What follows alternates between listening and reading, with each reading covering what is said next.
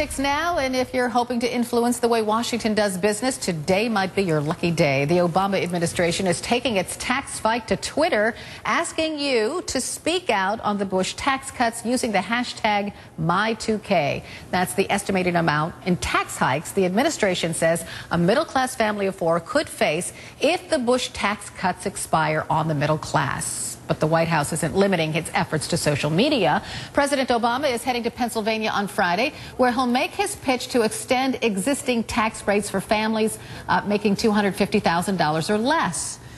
Join me now, CNN contributor LZ Granderson and Republican strategist Ron Bonjean. Welcome to both of you. Good morning. Good morning, Carol. Good morning. Okay, minutes ago we heard from Eric Cantor, part of the GOP leadership. He was talking about avoiding the fiscal cliff, and he said what Republicans want on the table, what must be on the table, Medicare and Medicaid. He did not mention Social Security. So, LZ, I guess I just want to get your thoughts about that, because now we know what Republicans want in return for those tax hikes on the rich. Well, I don't think it's been much of a secret. In fact, I've been in support of trying to have some sort of entitlement reform for the past couple of years, on air with CNN. Because let's face it, that is where a lot of money is going. And we need to figure out how to fix it. I don't think it needs to be in exchange for. I think the Republicans need to be looking at it as the prudent thing to do. We should be allowing those taxes to expire on people making $250,000 or more, because that's the moral thing to do. And we should be addressing Medicare and Medicaid because that is the moral thing to do. It shouldn't be a political move. It should be what's best for the country. And Ron, something else that Eric Cantor said. He said the White House has not put out a plan, has not talked seriously about what it might do about Medicare and Medicaid. And that's like, that's not really very helpful in the negotiations. Well, I'd have to say that the effort by Republicans now is to place, as you saw, an emphasis on entitlement reform over Medicare, Medicaid, because the issue has been focused by the White House on tax rates. It needs to be a balanced conversation. Republicans are looking for a balanced effort here to promote economic growth, to through saving money on revenues, through tax reform on revenues, through entitlement reform, and through spending cuts. They want a balanced approach, not one or the other. And that's why I think you see Eric Cantor, Speaker Boehner saying, look, we want to be reasonable here, but we have to look at the whole pie. The other interesting but I think thing Democrats have been saying that. Oh, go ahead, Elsie.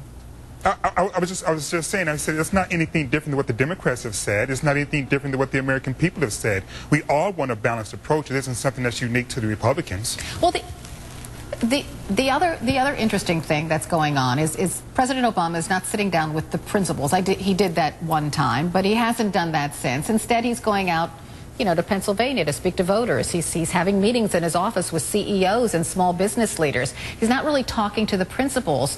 And some people say, and Ron, they're Republicans, that the president should sit down and talk to the principals involved and get this thing done. Well, I think that's coming. This is the part of the negotiation where each side is staking out their approach.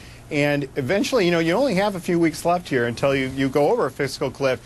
All the leaders, including the president, are going to have to end up being in the room. Republicans are going to go out on the campaign trail, too, with small business leaders to talk, small business owners to talk about the impact on them if tax rates do go up. And I have to say, the Democrats have not had a balanced conversation so far. They've been hammering the upper tax bracket, but they have not been talking about Medicare or entitlement reform in general. And that's why Republicans are trying to balance it out. Well, do you agree with that, LZ? Because I have heard some Democrats say, hey, Social Security is off the table. We're just not going to talk about that. I've heard civil rights leader come out and say, entitlements are very important to the black community. The president knows the black community a lot, with his reelection and all, so don't touch those. So the president's under a lot of pressure, isn't he? Well, I don't think so. And here's why. I think the way that we've been having this conversation is a little bit antiquated. And what I mean by that is this whole notion of going out and talking to people in meetings and things like that, and then having talking points, and then having us here debating it on air. That's a really old school way of having this kind of conversation. With the kind of technology that we have available to us now, what I would really like to see the White House do is just simply put together its argument in like an infomercial, complete with pie charts and things of that nature, visual aids, so that the American American people can see for themselves that this isn't just about my side winning, getting what is want versus your side. This is about the American economy and where it's headed and what needs to happen and what's eating up most of that money. And I think the American people work really well with visual stimulus. And I would like to see that approach to this conversation and not just, closed meetings and finger pointings and saying, ooh, we got this, so they got that. I mean, that's really ridiculous. And we're heading towards this cliff. And the responsible thing to do is to not play these games anymore. The election's over. Let's talk about governing now. I like that idea, actually. Actually, I like that idea better than what happened in John Boehner's office yesterday when all those naked protesters showed up.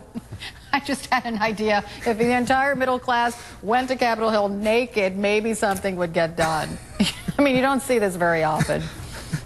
I'm sorry. I tell you what, I was traveling, and I just saw bits and pieces of headlines, as I was going in and off of planes, and I just saw Boehner nudity, and I said, oh, Lord Jesus, no, what happened? And, that's the last thing the American people need now is for Congress to strip their clothes off to get things passed.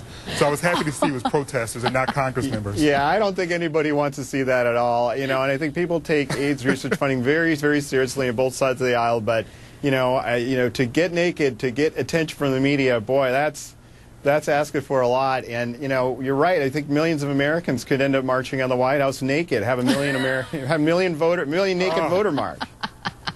Okay, we'll end it on that. We'll end it on that visual. We'll be right back. Thanks to both of you. Thank you.